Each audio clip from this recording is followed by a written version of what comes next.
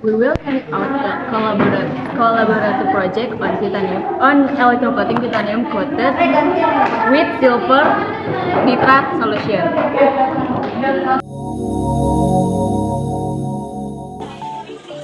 Hai guys, sekarang kita sedang melaksanakan perencanaan untuk melakukan proyek kolaborasi penyembuhan logam.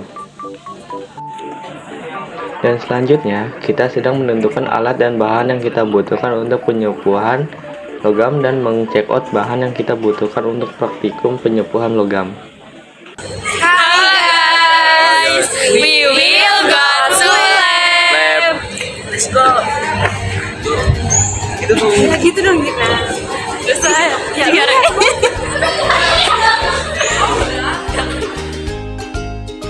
Alat dan bahan yang kami gunakan yaitu lapisan perak, kalung tembaga, 2 gram perak murni, 4 lampu, air bersih, 3 baterai 1,5 volt, 1 batang karbon bekas dari baterai, 2 kabel fiber 50 cm, mangkuk bukan logam tahan panas atau mangkuk dengan perlindungan non logam.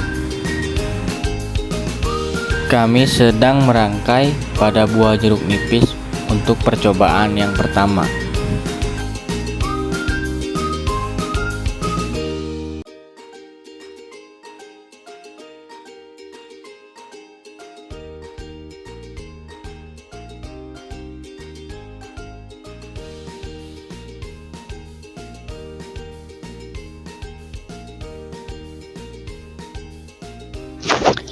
Sekarang kami sedang memasang lempengan logam pada jeruk nipis. Kami menggunakan lempengan logam, uang logam seribuan, dan paku.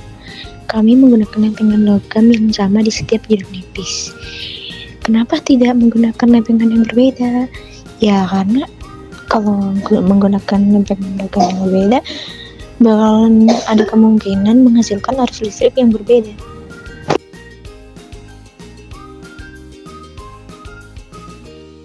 Selanjutnya kami mempersiapkan larutan nitrat.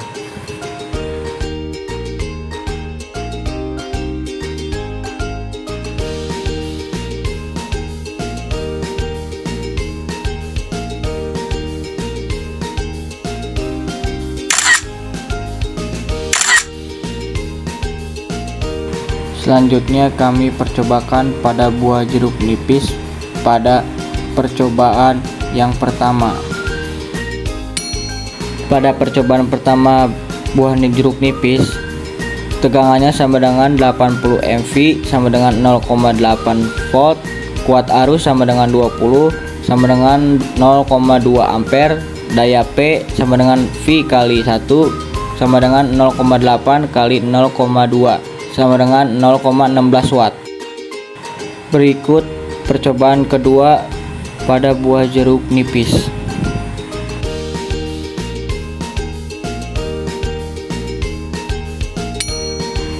Pada percobaan kedua pada buah jeruk nipis, tegangan sama dengan 110 mV sama dengan 1,1 volt, kuat arus sama dengan 120 atau 1,2 ampere, daya P sama dengan V kali 1 sama dengan 1,1 kali 1,2 sama dengan 1,32. Berikut adalah percobaan ketiga pada buah jeruk nipis.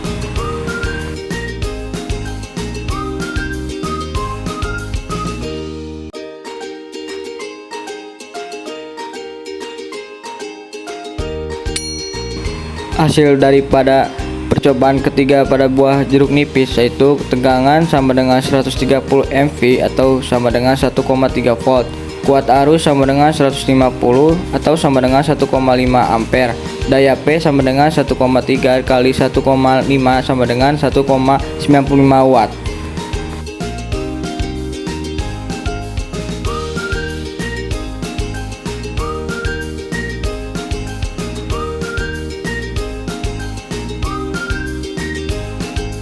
Lalu kami mencoba menyalakan lampu menggunakan tegangan buah jeruk nipis, namun hasilnya sangat kecil sehingga lampu kurang menyala. Pada saat awal percobaan, kelompok kita kesulitan untuk menguji tegangan dan kuat arus listrik buah jeruk nipis. Dari pertama kita mencoba 1 buah jeruk sampai akhirnya 3 buah jeruk.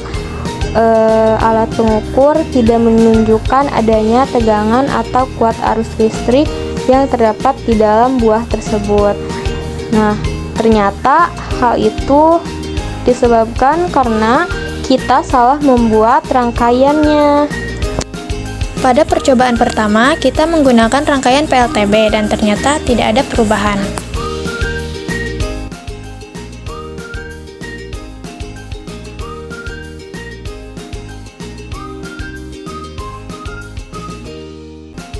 Lalu kami mencoba menggunakan baterai 9 volt, ternyata terdapat gelembung dan sedikit ada perubahan. Setelah itu, kami menggunakan sumber baterai kering, perubahan pun terlihat, dan cairan pun menjadi kotor. Dan setelah kami cek, terlihat kalungnya mengalami perubahan warna. Dan waktu yang dibutuhkan untuk proses penyepuhannya yaitu kurang lebih 14 menit. Ini adalah hasil kalung sebelum penyepuhan, dan ini setelah penyepuhan. Ini koin sebelum penyepuhan dan sesudah penyepuhan. Jawaban nomor 1 itu adalah ada 3 reaksi, yaitu yang pertama reaksi redoks. Pada anoda titanium terjadi reaksi oksidasi di mana titanium melepaskan elektron dan teroksidasi menjadi ion titanium atau Ti4+. Pada katoda perak terjadi reaksi reduksi di mana ion perak Ag+ menerima elektron dan direduksi menjadi logam perak Ag. Yang kedua yaitu reaksi elektrokimia. Buah-buahan mengandung senyawa-senyawa organik seperti asam-asam organik, asam sitrat, asam askorbat, dan lain-lain yang dapat berperan sebagai elektrolit dalam sel elektrikimia. Senyawa-senyawa organik tersebut dapat menghasilkan ion-ion yang dapat bergerak dan membawa muatan listrik sehingga memungkinkan terjadinya aliran arus listrik. 3 yaitu reaksi kimia, buah-buahan yang juga mengandung enzim, vitamin. Nomor 2, bagaimana proses buah tersebut dapat menghasilkan energi listrik. Buah jeruk nipis dapat menyalakan lampu setelah dihubungkan secara seri, sehingga setelah semuanya tersambung akan didapat anoda dan katoda di ujung jeruk pertama dan terakhir. Kemudian anoda dan katoda tersebut disambungkan pada kaki-kaki LED dan ditemukan bahwa lampu LED dapat menyala dengan baik atau tidaknya. Hal ini dipengaruhi oleh besar jeruk dan kadar elektrolit yang ada pada tiap jeruk. Hal ini juga dibuktikan oleh jumlah jeruk. Jika jumlah jeruk ditambah, maka lampu semakin terang dan bisa digunakan untuk menyalakan LED lebih banyak. Hal ini terjadi karena adanya larutan elektrolit yang terkandung dalam air asam jeruk nipis tersebut. Unsur kimia yang didapat pada jeruk nipis dapat menghasilkan arus listrik karena mengandung asam sitrat, asam amino, glikosida, fosfor, dan lain-lain.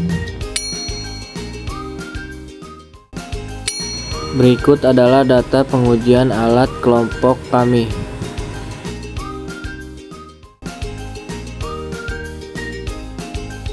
Nomor 2, di awal kita mengalami kesulitan menguji tegangan dan kuat arus buah jeruk nipis dari 1 buah, 2 buah, sampai 3 buah karena alat pengukur tidak menunjukkan adanya tegangan atau kuat arus yang terdapat dalam buah. Hal itu karena kita salah membuat rangkaian tersebut. Nomor 3, belum berfungsi karena pada saat praktikum kami mengukur tegangan buah jeruk dari 1 hingga 3 jeruk tetapi hasilnya sama. Ternyata Masalahnya ada pada alat multimeter yang kami gunakan tidak berfungsi atau rusak, sehingga menjadi penghambat praktikum kami. Nomor 4. Seluruh ujung kabel seharusnya terdapat capit buaya agar mempermudah aliran untuk bisa sampai ke benda seperti paku ataupun logam. Perbaikan alat yang digunakan adalah kalung, kabel, batang logam, dan larutan AgNO3 atau larutan perak nitrat. Nomor 6, berikanlah saran-saran alat tersebut dapat bekerja lebih baik. Jawabannya yaitu saran saya pasang alat ke semua cabang, sambungkan kabel dengan baik dan tidak ada yang putus, maka listrik akan mengalir lebih baik. Gunakan bahan dan alat yang baik karena bisa menghambat kinerja praktikum. Apabila alat dan bahan tidak bagus, maka praktikum pun akan sulit dilakukan, dan gunakan alat sebaik mungkin karena apabila tidak digunakan sebaik mungkin maka praktikum kurang efektif.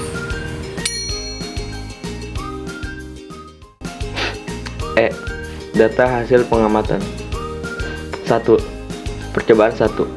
Banyak bahan yang digunakan. 1 buah jeruk. Potensial listrik yang terukur 0,8 volt. 2. Percobaan 2. Banyak bahan yang digunakan. 2 buah jeruk. Potensial listrik yang terukur 1,1 volt. 3. Percobaan 3. Banyak bahan yang digunakan. 3 buah jeruk. Potensial listrik yang terukur 1,3 volt. F. Variabel dan hipotesis. Berdasarkan percobaan yang dilakukan, tentukan variabel-variabel penelitiannya. Variabel bebasnya, arus listrik yang digunakan. Variabel terikat, ketebalan lapisan perak. Berdasarkan variabel-variabel penelitian yang ditentukan dan data percobaan di atas, tuliskan rumus hipotesis penelitiannya. Hipotesis. Proses electroplating akan menghasilkan lapisan perak yang merata dan melekat kuat pada permukaan titanium.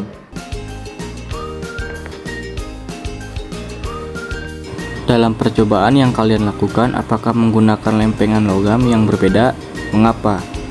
Jawabannya tidak, karena jika menggunakan lempengan logam yang berbeda ada kemungkinan menghasilkan arus listrik yang berbeda. Bagaimana hubungan antara jumlah bahan yang kamu gunakan dengan arus listrik yang dihasilkan? Hubungan kuat arus listrik dengan jumlah buah jeruk nipis yang digunakan adalah semakin banyak jeruk yang digunakan, maka kuat arus listrik larutan tersebut semakin besar.